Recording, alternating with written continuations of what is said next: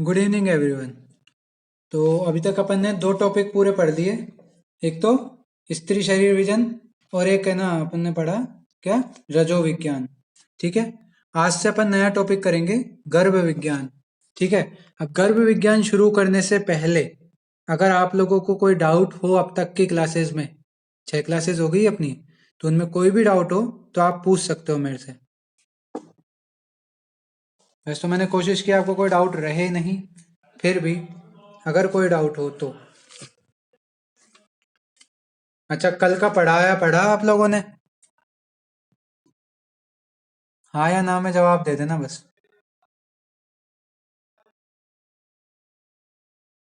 ज्योति, कल का पढ़ा?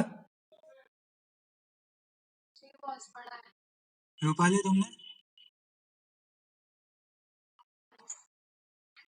हाँ या ना?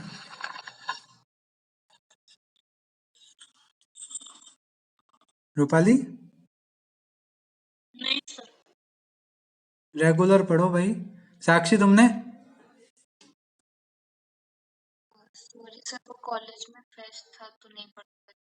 अच्छा कोई बात नहीं, पढ़ना है ना, क्योंकि कल जो पढ़ाया था टॉपिक मेंस्ट्रुएशन साइकिल, वो एक बड़ा क्वेश्चन बनता है उससे, है ना, इम्पोर्टेंट टॉपिक है वो, इसलिए। ठीक है। तो अब मैं आज ही बता रहा हूँ तुम लोगों को, आज पढ़ना जाके वो टॉपिक जितना पढ़ाया है कल तक का, मतलब अब तक का जो है पढ़ाया है जितना, वो पढ़ के आना। और ये गर्भ विज्ञान साथ में ही पढ़ लेना, चाहे पढ़ो तो। ठीक है ना। कल मैं सुनूंगा तुमसे शुरुआती 5-10 मिनट वो चीजें। ठीक है। अपन आज तो टॉपिक शुरू करते हैं ना। तो अपन पढ़ेंगे अब टॉपिक गर्भ विज्ञान। ठीक है। गर्भ विज्ञान में अपन क्या क्या पढ़ेंगे? सबसे पहले गर्भाशय की परिभाषा की, गर्भाशय किसे कहते हैं। ठीक है। फिर गर्भाधान की विधि। गर्भाधान की विधि में क्या होता है कि स्त्री को क्या कर, मतलब ऋतुकाल वगैरह सबकी चीजें देख के, और फिर उसके बाद है ना अपने गर्भ जब तक ग्रहण धारण नहीं करती ना, तब तक का सब कुछ गर्भाधान विधि के अंतर्गत आता है। ठीक है। फिर गर्भावक्रांति। गर्भ अवक्रांति, अवक्रांति मतलब उतरना, कि जो स्त्री बीज पुंस बीज का बीज संयोग होता है, तो जो बनता है गर्भ, उसका गर्भाशय में उतरना, गर्भावक्रांति। ठीक है। मतलब इम्प्लांटेशन की यहाँ पे बात हो रही है। ठीक है। फिर आता है गर्भ संभव सामग्री, कि गर्भ को बनाने के लिए कौन कौन सी जो है सामग्री चाहिए, कौन कौन से कंटेंट जरूरी है। ठीक है, आवश्यक भाव। फिर गर्भ कर भाव, गर्भ को उत्पन्न करने वाले भाव, तो षड भाव होते हैं वो, उनके बारे में अपन पढ़ेंगे। गर्भ का पंचभौतिकत्व, कि 5 महाभूत से गर्भ की कौन सी संरचना है, कौन से गुण बने हैं, वो अपन देखेंगे। फिर गर्भ की मासानुमासिक वृद्धि, कि प्रति मास गर्भ की क्या क्या वृद्धि होती है। ठीक है, वो पढ़ेंगे। फिर गर्भ का पोषण, कि भाई गर्भावस्था के दौरान क्या आहार विहार रखना चाहिए स्त्री को, गर्भ का पोषण के लिए क्या क्या जरूरी है। फिर गर्भाशयस्थ गर्भ स्थिति, कि गर्भ में जो है गर्भ की क्या स्थिति होती है वो। फिर अपन ने जो सेकंड डेमो क्लास में पढ़े थे वो टॉपिक वापस पढ़ेंगे, फीटल एटीट्यूड, लाई, पोजीशन और प्रेजेंटेशन। ठीक है। फिर आता है अपने अपरा, गर्भ नाभि नाड़ी और जरायु, ये आयुर्वेद वाला। और मॉडर्न में प्लेसेंटा और अम्बेलिकल कॉर्ड पढ़ेंगे। ठीक है। उल्व और एमनियोटिक फ्लूइड, ठीक है, आयुर्वेद में उल्व और मॉडर्न में एमनियोटिक फ्लूइड, इनके बारे में पढ़ेंगे। फीटल मेम्ब्रेन्स के बारे में पढ़ेंगे और उनकी एबनॉर्मेलिटी के बारे में पढ़ेंगे, प्लेसेंटा की एबनॉर्मेलिटी पढ़ेंगे। ठीक है, अम्बेलिकल कॉर्ड की क्या एबनॉर्मेलिटी है उनके बारे में पढ़ेंगे। ये फिर एक डिजायरेबल टॉपिक्स जिनमें क्वेश्चन बन भी जाता है नहीं भी बनता, उनमें क्या क्या है, गर्भ की लिंगोत्पत्ति, कि अपने सेक्स डिटर्मिनेशन आयुर्वेद में क्या बताया गया है वो देखेंगे अपन। गर्भाशय अवयव उत्पत्ति, कि गर्भ में सबसे पहले कौन से अवयव की उत्पत्ति हुई और किस अंग की किस अवयव से उत्पत्ति हुई, वो अपन जो है यहाँ पे पढ़ेंगे। फिर गर्भ वर्णोत्पत्ति, बच्चा गोरा होगा कि काला होगा कि सांवला होगा, कैसा होगा, वो चीज यहाँ पे बताएंगे अपन, कि कौन से महाभूत के कारण होती है वो। और गर्भ में विकृति के क्या क्या कारण है, वो सब अपन यहाँ पे देखेंगे। ठीक है। तो शुरू करते हैं आज का टॉपिक। सबसे पहले गर्भाशय की परिभाषा, ये अपन तीनों श्लोक पढ़ के आए हुए हैं जो अपने स्त्री शरीर विज्ञान है उसमें। सबसे पहला श्लोक आपने पढ़ाई था, संकनाभ्याकृतिर्योनि त्र्यावर्त सा प्रकीर्तिता, तस्य तृतीय तु आवर्ते गर्भशय्या प्रकीर्तिता। तो ये अपन ने देख ही चुके थे कि भाई गर्भाशय जो होता है शंखनाभि की आकृति की योनि होती है, जिसके तीसरे आवर्त में गर्भाशय होता है। फिर अपन ने गर्भाशय की आकृति वाले श्लोक में पढ़ा था, यथा रोहित मत्स्य मुखम भवती रूपते, कि भाई रोहित मछली के मुंह के समान जो आकृति वाला होता है, तत्संतानम तथा रूपम, उसके समान संस्थान यानी चिन्हों वाला और रूप वाला होता है। ठीक है। गर्भशय्या विदुर्बुदा, कि इसको बोलते हैं गर्भाशय। ठीक है। स्त्री नाम गर्भाशय अष्टमम इति, कि स्त्रियों में जो अष्टमाशय गर्भाशय होता है। तो क्या क्या पढ़ा अपन ने? स्त्रियों में अष्टमाशय गर्भाशय होता है, दूसरा योनि का तृतीयावर्त गर्भाशय होता है, तीसरा जो गर्भित गर्भ के बारे में सुश्रुत बोला था, पित्त पक्वाशय मध्य में, तो पित्ताशय पक्वाशय के मध्य में जो है गर्भित गर्भ पाया जाता है। फिर गणनाथ सेन का मैंने आपको बताया था, बस्ती और पक्वाशय के मध्य में गर्भाशय की स्थिति होती है।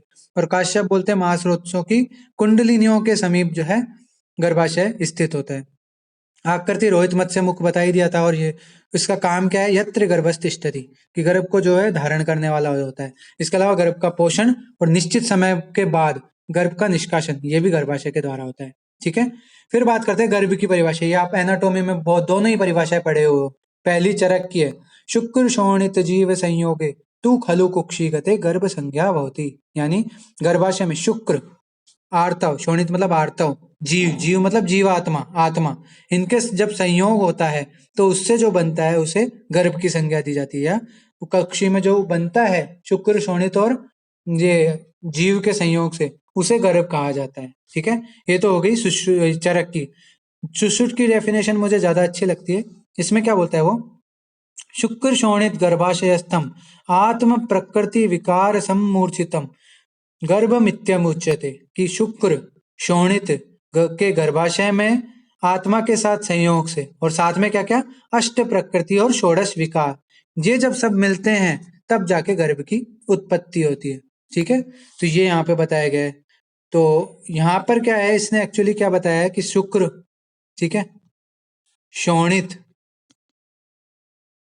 आत्मा और पुरुष, इनके संयोग से जो है यहाँ पे क्या बना है? गर्भ बना है।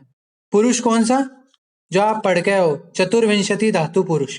ठीक है, 24 धातु पुरुष, तो वही है यहाँ पर। तो ये क्या है? इनके संयोग से जो है अपने गर्भ की उत्पत्ति होती है। ठीक है, ये चीज आपको पता लगी।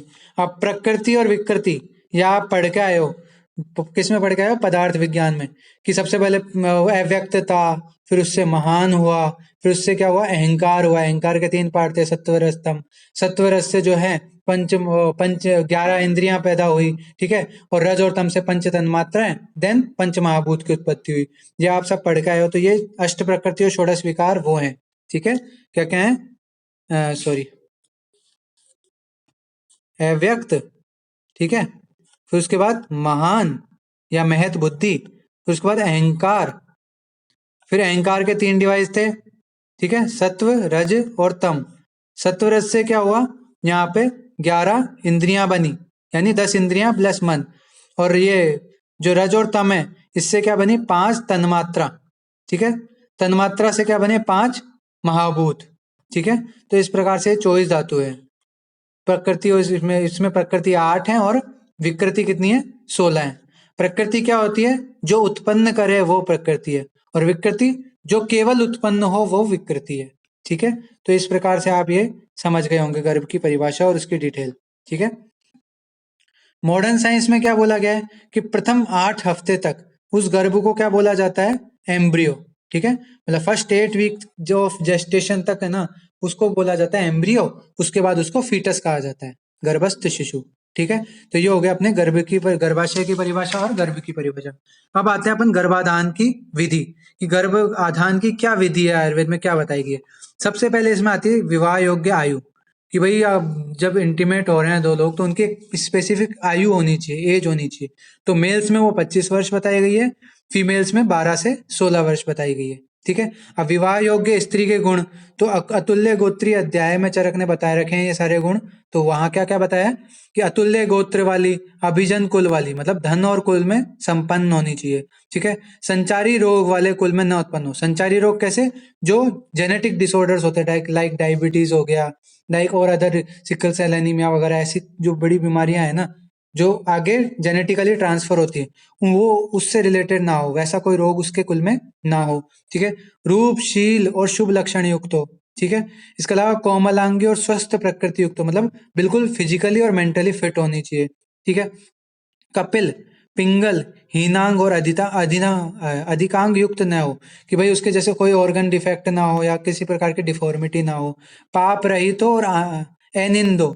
ठीक है, इस प्रकार के लक्षणों वाली विवाह योग्य स्त्री बताई गई है। ठीक है, फिर अब यहाँ पे बताया कि या तो एज में बहुत छोटी हो या एज में बहुत बड़ी हो, तो ऐसी स्त्री अगर गर्भधारण करती है तो क्यों नहीं करना चाहिए उसको गर्भधारण, मतलब उसके लिए क्यों निषेध है गर्भधारण। तो पहली बात तो ये कि कौन सी एज फैक्टर बता रखा है यहाँ पे, कि अगर 16 वर्ष से कम की स्त्री हो तो उसमें, या फिर 50 मीनोपॉज होने के बाद की बता रखी है, या फिर जो अपने बाल बोलते हैं ना 35 साल की एज के बाद रिस्की फेज शुरू हो जाता है, उसके बाद जो गर्भावस्था होती है वो रिस्क फैक्टर में आ जाती है, ठीक है, हाई रिस्क प्रेगनेंसी में आ जाती है। तो मतलब 15 साल से पहले की और 45 साल के बाद की एज में अगर लेडी प्रेग्नेंट हो रही है तो वो क्या है, वो उसके लिए एक अलग कॉम्प्लिकेशंस ला सकता है, बच्चे के लिए भी और माँ के लिए भी, ठीक है। तो इसलिए जो है यहाँ पे निषेध बताया गया। क्यों? पहली बात तो गर्भ कुक्षी में ही मर जाता है, कि इन जनरल इन केसेस में अब बच्चा होगा तो उसमें विवर्धमान धातुएं नहीं हो, विवर्धमान धातुएं होती है, यानी धातुएं पूरी तरह से डेवलप नहीं होती, और जब बड़ा हो जाता है 35 से ऊपर की एज हो जाती है तब धातुएं क्षीण होनी शुरू हो जाती हैं, ठीक है, उसके जो हार्मोन इम्बैलेंस होने लग जाते हैं। ऐसी स्थिति में जो है गर्भ स्थिर नहीं रहता, ठहरता नहीं है, ठीक है। तो इसलिए जो है फीटल डेथ की जो संभावना बहुत ज्यादा होती है। अगर जो है उसने डिलीवर कर भी दिया बेबी को तो वो अल्पायु होता है, ठीक है। दीर्घायु भी अगर मान लो हो गया तो वो दुर्बल इंद्रिय होता है, उसमें किसी प्रकार की डिफॉर्मिटी हो सकती है, इंद्रियों की डिफॉर्मिटी हो चाहे ऑर्गन्स की डिफॉर्मिटी हो, तो किसी प्रकार की डिफॉर्मिटी हो सकती है। इसलिए जो है या तो कम एज की या ज्यादा एज की जो स्त्री को गर्भधारण नहीं करना चाहिए, ठीक है। फिर आता है सामान्य मैथुन स्त्री, यानी सेक्स पोजीशन की यहाँ पे बात की गई। तो चरक और वाग्भट ने स्त्री को उत्तान सुपाइन लेटकर मैथुन करने का निर्देश दिया है, ठीक है। तो ये जो है सामान्य स्थिति बता रखी है। फिर कुछ निषिद्ध स्थितियां बता रखी हैं, जैसे पहली बता रखी है न्युब्ज स्थिति। इसमें क्या होता है कि दोष स्थिति होती है, वात जो है वात बढ़ा हुआ होता है इसमें, ठीक है। इसमें क्या है, वात बलवान हो जाता है तो वातज रोग जो होते हैं, जैसे कि योनि में पीड़ा वेदना, ये वातज लक्षण है, तो इस प्रकार का रोग यहाँ हो जाता है। न्यूब्स मतलब नी नी एल्बो पोजिशन इसको बोल सकते हैं। आप नी एल्बो पोजिशन नाम से सर्च करोगे, या फिर एक पेडल साइन होता है। पेडल साइन किसमें होता है कि जब आप एसाइटिस पढ़ेंगे, चरक में पढ़ ही रहे होंगे आप, 13वां चैप्टर उधर रोग जलोदर आता है उसमें, तो मॉडर्न उसका कोरिलेशन है एसाइटिस। एसाइटिस जब पढ़ते हैं ना तो उसमें कितना पानी भरा है पेट में, ठीक है, उसकी स्थिति जानने के लिए पेडल साइन देखा जाता है, कि भाई पेट एकदम लटक आता है उसका पेडल साइन में, ठीक है। तो वो आप एक बार उससे देख सकते हो क्या क्या है निब्स पोजिशन। फिर वाम पार्श्व और दक्षिण पार्श्व। वाम पार्श्व मतलब लेफ्ट लेटरल, दक्षिण पार्श्व मतलब राइट लेटरल। अगर वाम पार्श्व में लेटती है तो पित्त पीड़ित होता है, इससे रक्त और शुक्र में विदाह उत्पन्न होता है। इसको आप ऐसे समझ सकते हो कि अ, चलो आप इसको ऐसे ही याद कर लेना, ठीक है, रटने का टॉपिक समझ लेना इसको, कि वाम पार्श्व में जो है पित्त पीड़ित होता है, इससे रक्त और शुक्र में विदाह उत्पन्न होता है। इसको आप ऐसे भी समझ सकते हो, वैसे आपको अगर समझाना चाहूँ तो प्लीहा जो होता है वो लेफ्ट साइड में पाया जाता है अपने, ठीक है। प्लिया किसका होता है, रक्त का जो है अपना स्टोर हाउस होता है, ग्रेव यार्ड ऑफ आरबीसी वगैरह अपन बोलते हैं उसको, ठीक है। और स्टोरेज भी रक्त का वहां होता है, तो इसलिए रक्त मतलब पित्त, तो पित्त से जो है पीड़ित होती है और रक्त और शुक्र के लिए विदाह उत्पन्न करने वाला होता है। दक्षिण पार्श्व, इसमें क्या होता है, श्लेष्माच्युत होता है, यानी श्लेष्म की जो है दुष्टि होती है, और इसमें क्या होता है, कफ द्वारा गर्भाशय मुख बंद हो जाता है। कफ क्या होता है, ब्लॉकेज का काम करता है, तो यहाँ पे गर्भाशय मुख बंद हो जाता है, ठीक है। इसलिए जो है इन पोजिशंस में जो है मैथुन के लिए जो है निषेध बताया गया है, ठीक है। फिर आचार्य वाग्भट क्या कहते हैं, आचार्य वाग्भट ने पुरुष को नीचे रहकर मैथुन करना निषेध बताया है। कारण क्या बताया, कि यदि संतान पुरुष होता है तो स्त्री चेष्टा वाला होता है, कि यानी मेल होते हुए भी उसकी एक्टिविटी जो है फीमेल टाइप की होती है, और अगर संतान यदि स्त्री है तो वो पुरुष चेष्टा वाली होती है। तो इसलिए जो है यहाँ पे वाग्भट ने ऐसा कहा है। तो ये अपने क्या होगी, गर्भाधान विधि पूरी होगी। विधि में अपन ने क्या क्या पढ़ा, पहले विवाह योग्य उम्र, फिर विवाह योग्य स्त्री पड़ी, फिर अपन ने देखा कि ज्यादा कम एज में और ज्यादा बहुत ज्यादा एज में जब प्रेग्नेंट होती है लेडी तो उसको क्यों निषेध बताया गया, क्यों प्रोहिबिट किया गया। फिर जो है सेक्स पोजीशंस के अपन ने देख ली, नॉर्मल पोजीशन और जो अपने निषिद्ध पोजीशंस हैं उनके बारे में बात कर ली, ठीक है। अब अपन बात करते हैं गर्भाव क्रांति, यानी process of descent of various components in embryo, यानी गर्भ का जो है गर्भाशय में उतरना, वो क्या कहलाता है, गर्भाव क्रांति, ठीक है। इसके बारे में आचार्य सुश्रुत क्या कहते हैं देखते हैं अपन।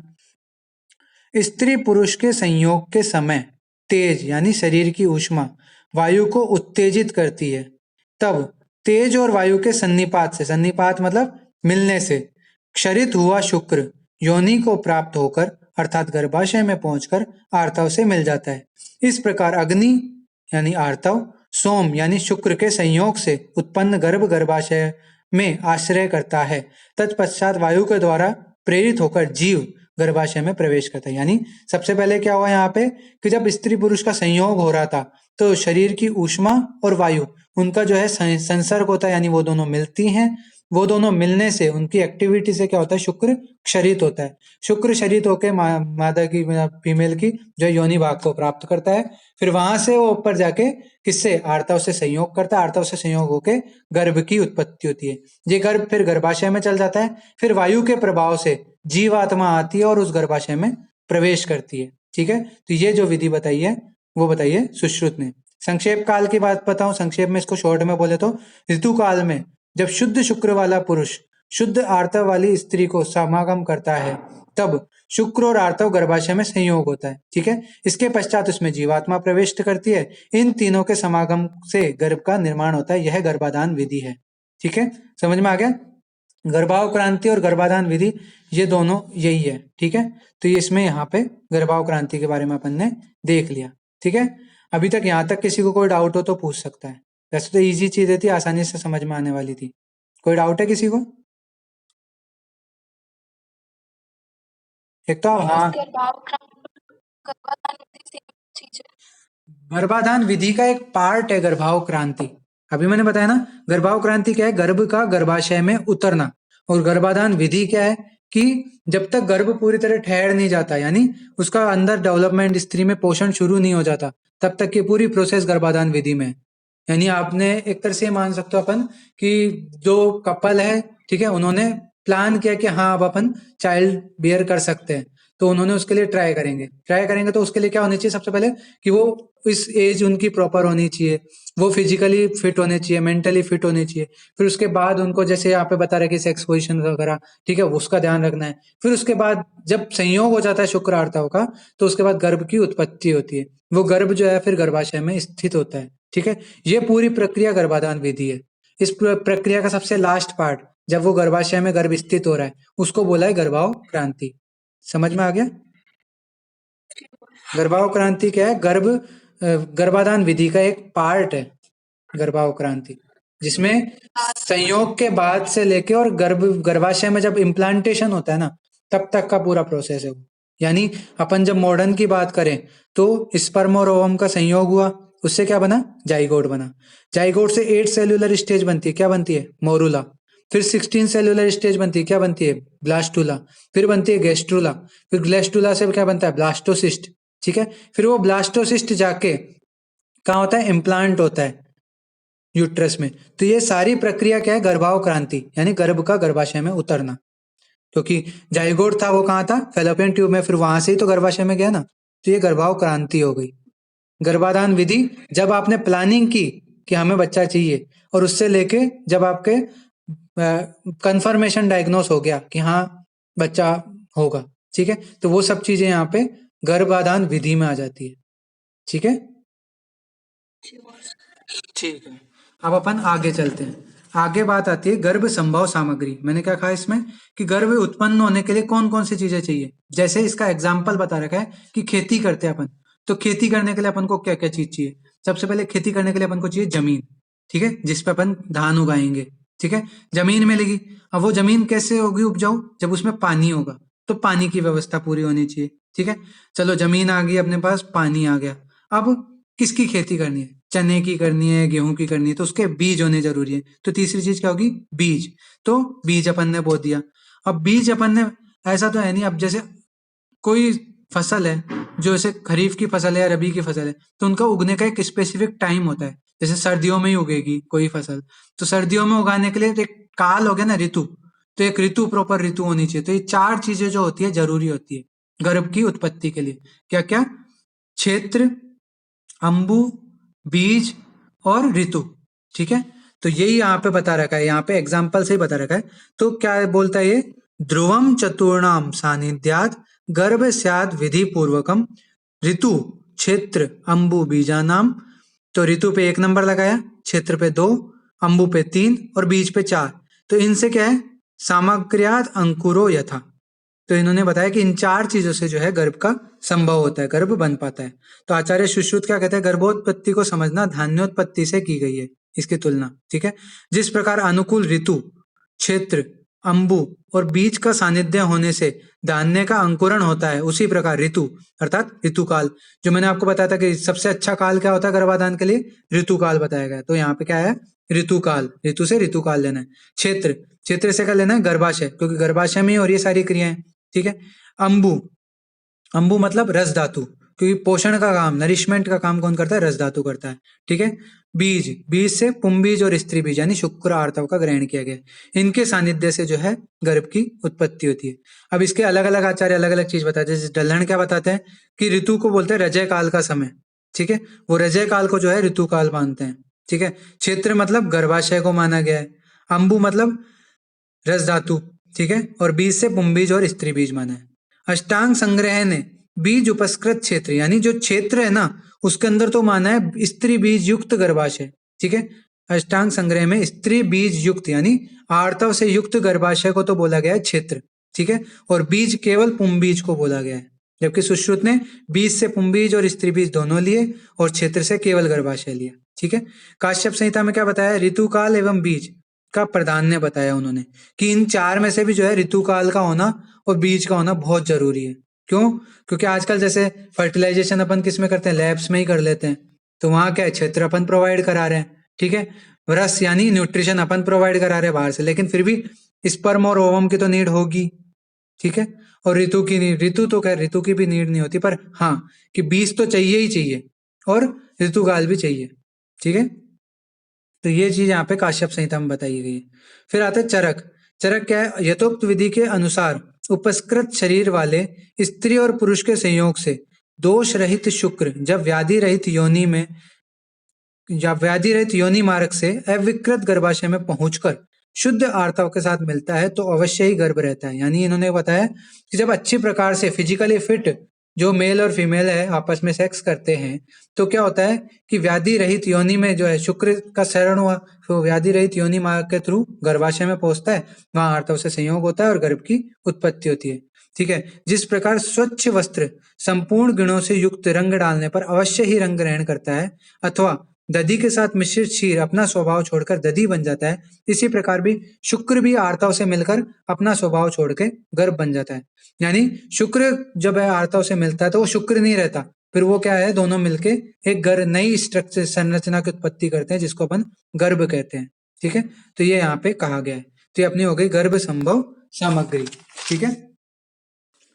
फिर अपन आते हैं आगे गर्भ कर भाव। गर्भ कर मतलब गर्भ को उत्पन्न करने वाले भाव, ठीक है।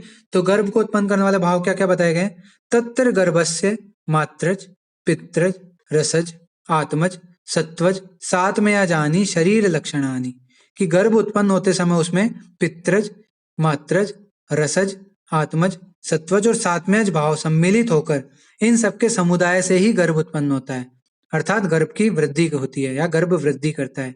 ये भाव गर्भ की निर्मिति के लिए माने गए। अब यहाँ पे गर्भ कर भाव क्या होते हैं कि जैसे अपन बोलते हैं ना कि यार ये तो अपने पापा पे गया है, ये तो अपनी मम्मी पे गई है, या इसमें तो मिक्स गुण है, ये तो बिल्कुल अलग ही गया है, ठीक है, ये तो इन दोनों से ही मैच नहीं होता। ये बातें अपन करते हैं ना, तो वही है यहाँ पे। ये कैसे है, कुछ गुण पिता से मिलते हैं, ठीक है, कुछ भाव जो है माता से मिलते हैं, कुछ जो है वो रस धातु जो उस वक्त आहार विहार किया उससे मिलते हैं, कुछ आत्मा के खुद के गुण आ जाते हैं उसमें, ठीक है। आत्मा भी तो अपने साथ पूर्व पूर्व जन्म के कर्म लेके आती है, ठीक है। तो वो हो गया।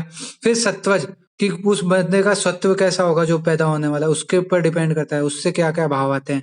फिर सातवें, ठीक है, कि इन सबके संयोग के बाद सातवें से क्या क्या भाव उत्पन्न होते हैं, तो वो भाव अपन यहाँ पे पढ़ेंगे, ठीक है। तो शरीर में जितने कठोर भाव होते हैं ना वो सब पिता से प्राप्त होते हैं। तो जैसे यहाँ पे बता रखा है, गर्भस्य केश शमश्रु लोम अस्थि नख दंत शिरा स्नायु धमनी रेतः प्रवृत्तानि स्थिराणि प्रत्यजानि, यानी जो स्थिर भाव है, कठिन और स्थिर भाव, जैसे कि केश हो गया, शमश्रु मतलब दाढ़ी हो गई, लोम हो गए यानी शरीर के बाल, अस्थि हो गई, नख हो गई, दंत हो गई, शिरा स्नायु हो गई, धमनी हो गई और शुक्र हो गया।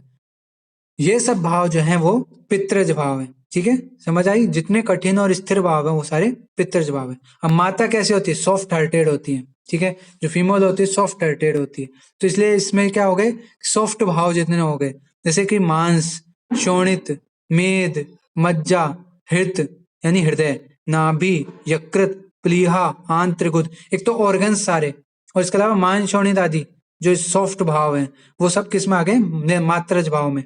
ठीक है। प्रभृतानि मात्र मृदुनि मात्रजानि, कि मृदु भाव जैसे मांस, रक्त, मेद, मज्जा, हृदय, नाभि, यकृत, प्लीहा, आंत्र और गुद, इन सब की उत्पत्ति किससे होती है, मात्रज भावों से। ठीक है। तो ये हो गया। फिर उसके बाद आगे आता है रसज भाव। तो शरीराभिनिवृत्ति, शरीराभिवृद्धि, प्राणानुबंधम, तृप्ति, उत्साह, कि शरीर की तृप्ति और उत्साह जो है वो किस, शरीर की वृद्धि या हानि जो भी होगी वो किस पे डिपेंड करती है, तृप्ति और उत्साह पे। और तृप्ति देने वाला कौन होता है, रस। ठीक है। इसलिए यहाँ पे बताया गया है। इसके अलावा रस का क्या है, शरीर का उपक्षय, बल, वर्ण, स्थिति, हानि, ये सब क्या है, रसज भाव है। यानी रस के बिना माता ही जीवित नहीं रह सकती, तो गर्भ का जन्म कैसे हो सकता है। असम्यक रूप से प्रयुक्त रस जो है गर्भ को उत्पन्न करने में असमर्थ होता है। यानी रस जो है वो जीवन देने वाला होता है, रस जो है वो तर्पण करता है। ठीक है। ये क्या बोलते हैं, रसस तर्पणम ऐसे कुछ करके एक श्लोक आता है। ठीक है। तो तर्पण करने का काम करता है वो, इसलिए यहाँ पे बता रहा है तृप्ति। ठीक है। तृप्ति वर्ड इसलिए है।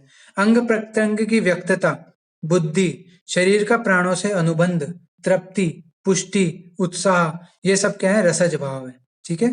तो ये हो गया अपना रसज भाव।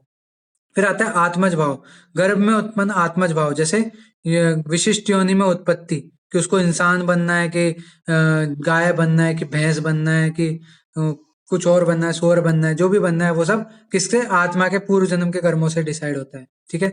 उसकी आय, ठीक है, आत्मज्ञान, मन, इंद्रियां, प्राण, अपान वायु का प्रेरण, ठीक है, धारण, सुख दुख, इच्छा द्वेष, प्रयत्न, चेतना, धृति, बुद्धि, स्मृति, ये सब आप आत्मा के गुणों में पढ़ के आए हो सारे। ठीक है। प्राणापानो निमेषाध्याय जीवनम मनसो गति वाला एक श्लोक था ना, उसमें सारे आते हैं, इच्छा द्वेष सुखम दुखम, प्रयत्न, चेतना, धृति, बुद्धि, स्मृति, मेधा, वो बुद्धि, स्मृति, धृति, अहंकार, ये सारे आप पढ़ के आए हो। ठीक है। तो आत्मा के जितने गुण सब आ गए यहाँ पर। ठीक है। इसके अलावा जो अनुमान गम्य होती है, जैसे इंद्रियां, वो क्या होती है, आत्मज भाव में आ जाती है। ठीक है। प्राण, आत्मज्ञान, ये सब इसमें आ गया आत्मज भाव में। ठीक है। फिर आता है सत्वज भाव। ठीक है। सत्व यानी बल, एक तरह से मान सकते हैं आप। तो शोच, ठीक है, इसके अलावा क्या है, अस्तिक्य, अभ्यास, वेदेशु गुरु पूजनम, ये क्या है, सत्वज भाव, जैसे भक्ति हो गई, शील होगी, शोच हो गया, अभ्यास हो गया, वेदों और गुरु की पूजा, मृदु और गंभीर स्वभाव, मन की चंचलता, ये सब गुण किसके हो गए, सत्वज भाव के हो गए। ठीक है। ये सब सत्वज भाव से प्राप्त होते हैं, ये सत्व से प्राप्त होते हैं, मतलब गर्भ को। फिर सातवें भाव, ठीक है, वीर्यम, आरोग्यम, बल, वर्णो, मेधा च सातवें आनी, कि वीर्य का शुद्ध होना, आरोग्य, ठीक है, उत्तम बल एवं वर्ण, मेधा, इंद्रियों की प्रसन्नता, स्वर का गुणयुक्त होना, ये सब किसके हैं, सातवें भाव है। सात में क्या होता है, किसी को पता है सात में?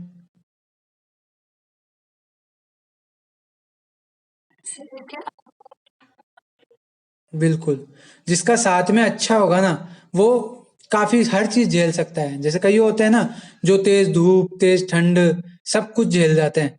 या फिर किसी के बहुत ज्यादा तेज बीमारी हो गई, बहुत बड़ी बीमारी है, लेकिन वो एकदम नॉर्मल सा दिखाई देता है। तो वो क्यों है, क्योंकि उसका साथ में अच्छा है उसका वो। या फिर अपन आजकल देखते हैं ना, ज्यादातर बच्चे जो शहरी बच्चे होते हैं, जैसे उनके एलर्जी की बचपन से ही प्रॉब्लम होती है। ठीक है। और गाँवों के कई बच्चे होते हैं जो धूल मिट्टी में खेलते खेलते ऐसे मजबूत हो जाते हैं, उनको वो एनवायरनमेंट साथ में हो जाता है। तो वो ही है यहाँ पे बताया कि भाई उत्तम बल वर्ण हो गया, या मेधा, इंद्रिया, प्रसन्नता, ये सब किसके अधीन है, सातवें के अधीन है। तो ये सारे सातवें भाव आ गए। ठीक है। फिर ये सातवें भाव कैसे प्राप्त किए जाते हैं, कि प्रतिदिन ग्रहण किए जाने वाले उपयुक्त आहार विहार से और सतत अभ्यास द्वारा प्राप्त किए जाते हैं। ठीक है। फिर कुछ स्पेशल चीजें बताई है, जैसे पितृजादि षडभाव, ये होते हैं कि मात्र पितर, जसज, आत्मज, सत्वज और सात्मज। ठीक है। 12 प्राणों में क्या क्या आते हैं, ये अग्नि, सोम, वायु, सत्व, रस, तम, पंचेंद्रिय और आत्मा, ये 12 प्राण है। ठीक है। इसके अलावा पंचभूतादि षडभाव, पंचभूत और चेतना, इसको क्या बोलते हैं? इसको एक और चीज बोलते हैं पंचभूतादि षडभावों को। कौन सा पुरुष है?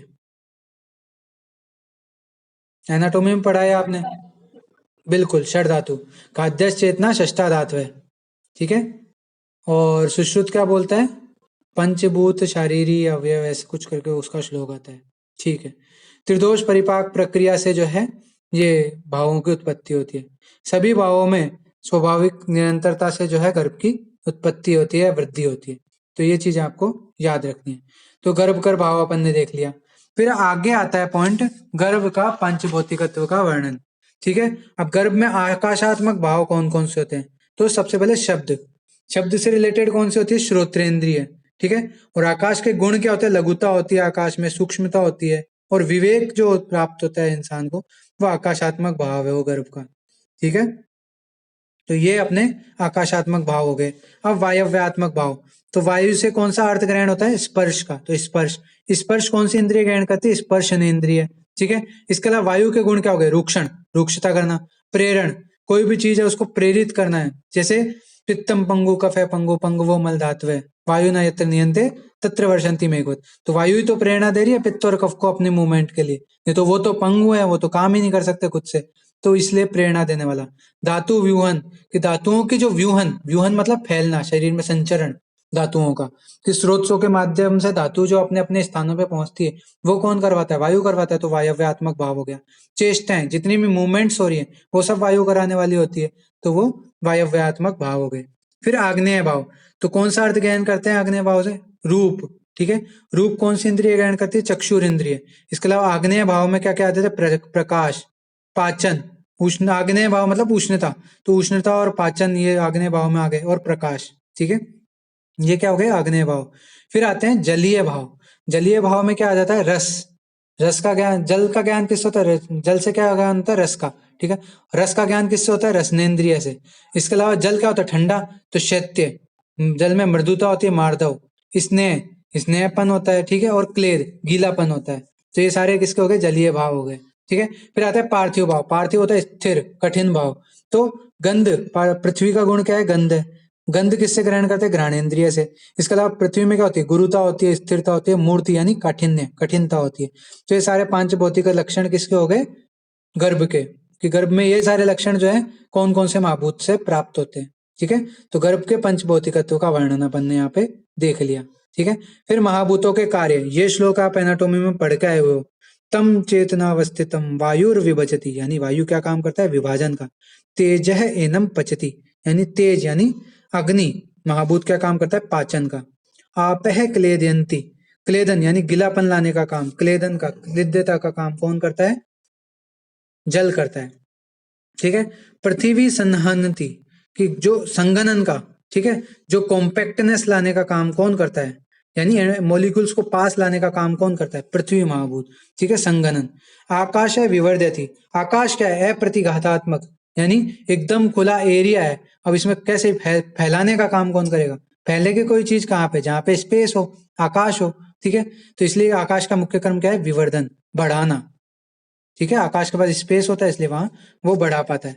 तो ये हो गया अपना महाभूतों के कार्य, ठीक है। अब एक बार वापस रिजॉइन करना, अगला टॉपिक अपन पढ़ेंगे मासानुमासिक गर्भ वृद्धि, ठीक है। वापस रिजॉइन करना इसी लिंक पे।